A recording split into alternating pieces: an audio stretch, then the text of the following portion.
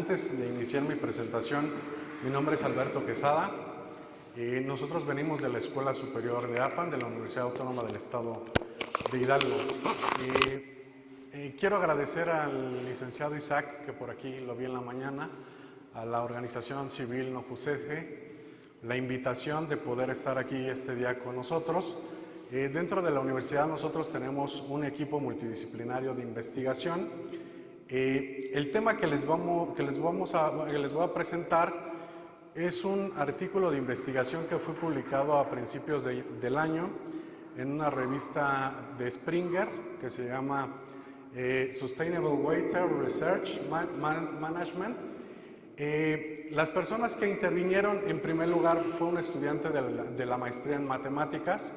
Realmente nosotros somos del área de matemáticas aplicadas, estamos apenas aprendiendo cosas de sistemas de agua. Lo que sí tenemos mucha experiencia es en la parte de modelación matemática.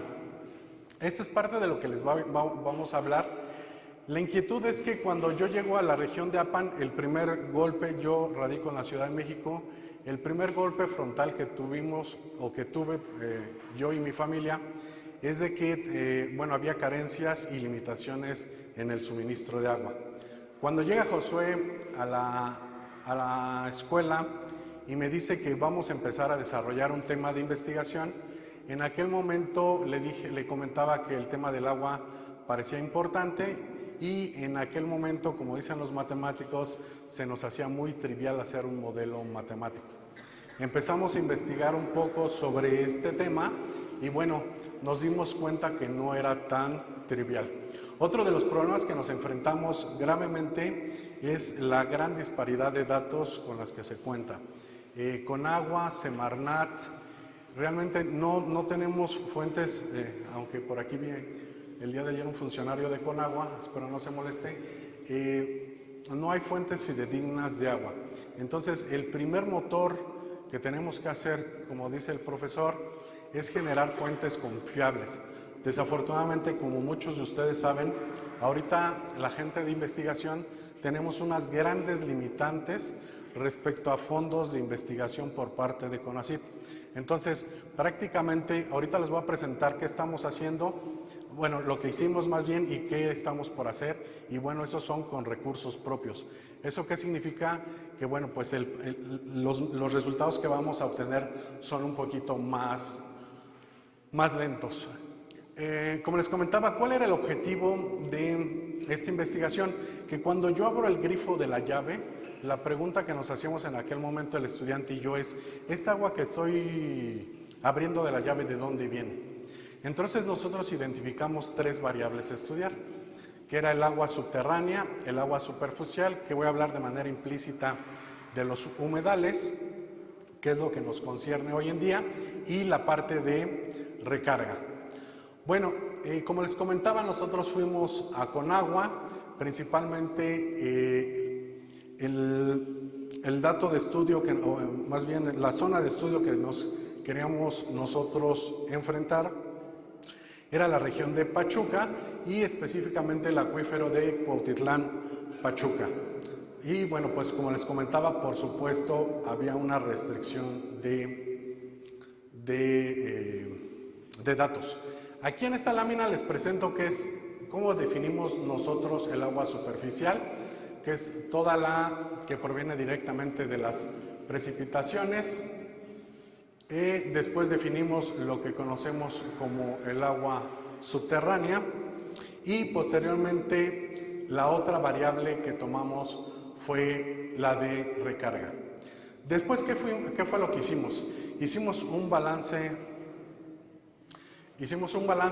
donde nosotros teníamos principalmente las tres variables. A lo mejor no lo alcanzan a ver, pero es el agua superficial, el agua de recarga y el agua subterránea. Entonces vimos cómo se acoplaban cada una de ellas, ¿no? Y cuál era su interacción. Entonces, en este balance de energía fue lo primero que hicimos. Partimos, como dicen los ingenieros, de primeros principios y después, dentro de las ecuaciones de balance, generamos, como ustedes pueden ver, aquí aparece en la ecuación 2, aparecen las variables de estado. Del lado izquierdo son las derivadas con respecto a tiempo, del lado derecho son los flujos, y cada uno de los signos, ya sea positivo o negativo, significa cuál es la interacción entre cada una de ellas. Por supuesto que nosotros el balance de materia tiene que ser equilibrado entre todo lo que entra, debe de ser equivalente a todo lo que sale. Después hicimos un análisis dimensional con respecto a las variables para que no hubiera un problema. En esta parte no me voy a detener mucho, y después cada una de estas variables tiene una relación dentro del modelo, y prácticamente todas esas alfas, mu, k y betas son constantes que nosotros fuimos identificando a través de los datos que nosotros fuimos, los pocos datos que fuimos recopilando a través de una metodología de ingeniería que se conoce como identificación de parámetros. Posteriormente llegamos a un modelo que es la ecuación número 4. Como ustedes pueden ver, son 4 ecuaciones, 3 de ellas son ecuaciones diferenciales no lineales. La no linealidad entra como si fuera una ecuación de población que se le conoce como ecuación de Verhulst, y aparece una k de que depende del tiempo. Como ustedes pueden ver, aquí aparece una función de coseno. Entonces, en esta parte donde divide la variable S, es lo que se le conoce como la capacidad de carga. Es decir, va a llegar el momento en que el modelo está limitado. Muchos de los modelos que nosotros tenemos, como los primeros modelos de crecimiento poblacional, creemos que todos los recursos son ilimitados o infinitos. Y cabe señalar que pues todos los recursos naturales son finitos. La mayoría de los que tenemos son finitos. Entonces, esta variable depende del tiempo, aunque no está derivada con respecto del tiempo. Después, como es un modelo no autónomo, respecto a la última ecuación se hace una derivada diferencial respecto del tiempo, y llegamos a un modelo de ecuación final donde tenemos 4 ecuaciones diferenciales. Principalmente la primera línea es la que define el modelo o la dinámica del agua superficial.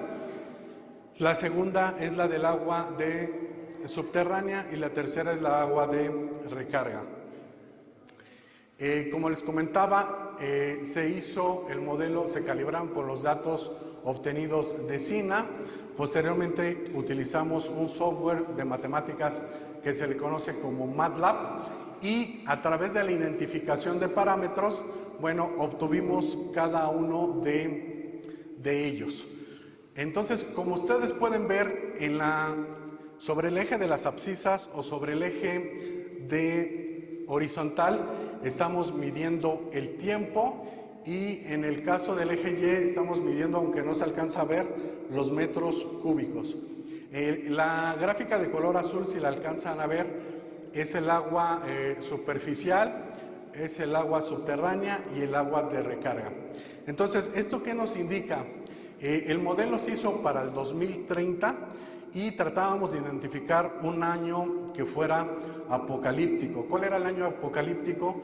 Que, como mencionaba la profesora anterior, en el caso del agua superficial está limitada, y en los años posteriores, el agua subterránea está limitada, y en los próximos años va a tener un claro decaimiento. Entonces, como ustedes pueden ver, el agua superficial, y como el día de ayer han presentado otros colegas, fluctúa. Estas fluctuaciones pues van a depender de otras variables que no tomamos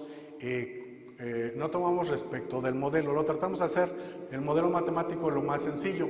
Esto va a depender de estas oscilaciones que tiene el agua superficial, depende también de las precipitaciones, de la evaporación, de la temperatura. Otro tipo de variables que no tomamos porque si no el modelo de sistema de ecuaciones iba a ser más exuberante y un poquito más difícil de manejar. Pero ¿qué pasa? En el caso de recarga también es consistente el modelo, porque la recarga, recordemos que también está en función de las precipitaciones y del agua superficial y del nivel del porcentaje de recarga que haya según la región y según el tipo de suelo. Pero ¿qué pasa con el agua subterránea? Si se dan cuenta, hay una tendencia oscilante, pero que converge a cero. Y eso es preocupante.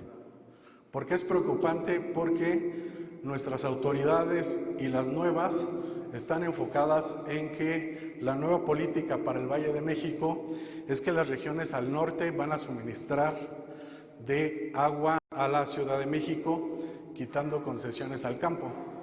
Entonces, ¿cómo se va a abastecer el campo?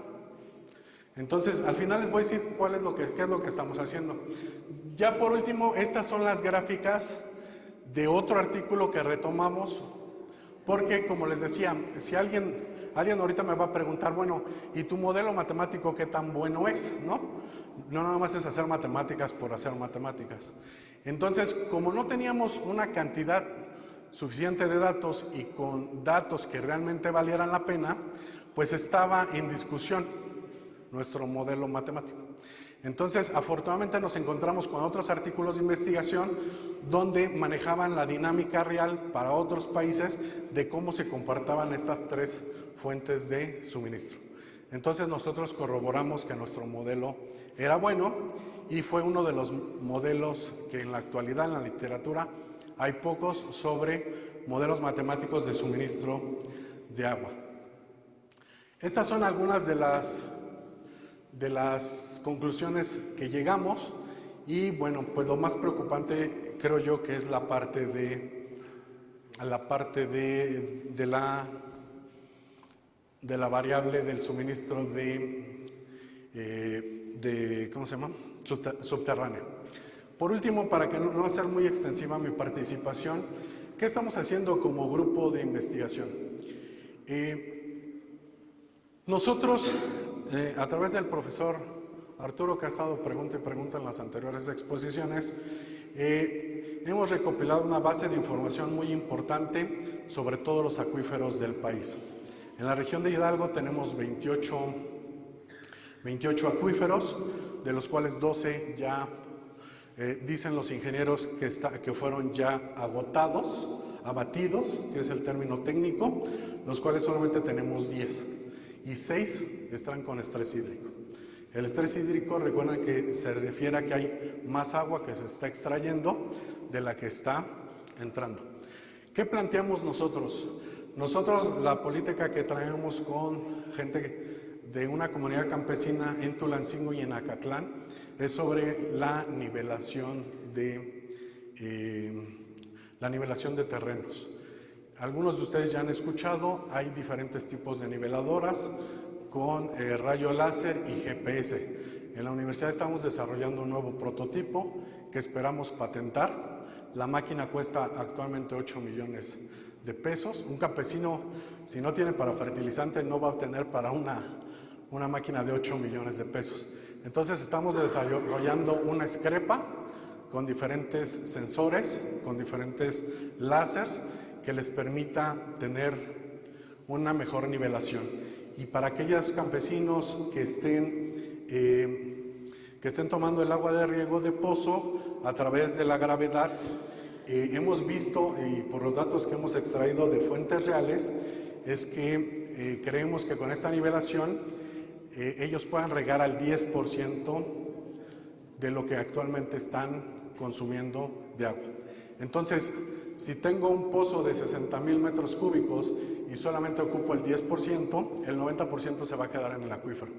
Entonces esperamos, si tuviéramos las casi 60,000 hectáreas niveladas en el estado de Hidalgo, creemos que al par de 5 años los acuíferos que todavía tenemos vivos estarían recuperados. Y bueno, eso sería todo de mi parte. ¿Qué otras cosas estamos haciendo? También lo que está haciendo el ejército de bombardear nubes. También estamos viendo la parte de que no sea tan nocivo el yoduro de plata cuando cae. Eso también se está investigando por parte de la Universidad del estado de Hidalgo. Como les comentaba ya por último, no tenemos muchos recursos, pero pensamos poner sensores en la laguna de Tecocomulco, en la laguna de Jaramillo, en varias zonas aledañas. Apenas el INTA lo va a empezar a hacer, donde ellos ya han tenido recursos por partes de Conagua, ¿no? Espero no estar de Conagua y se enoje. Y apenas nosotros lo vamos a hacer de nuestro bolsillo, porque esta laguna necesita mucho monitoreo y muchos datos para poder hacer modelos matemáticos. El modelo matemático está prediciendo a 10 años. Entonces la intención del grupo es saber que vamos a tener agua en el 2050, o como dice una alumna, nos vamos a bañar en leche. Muchas gracias.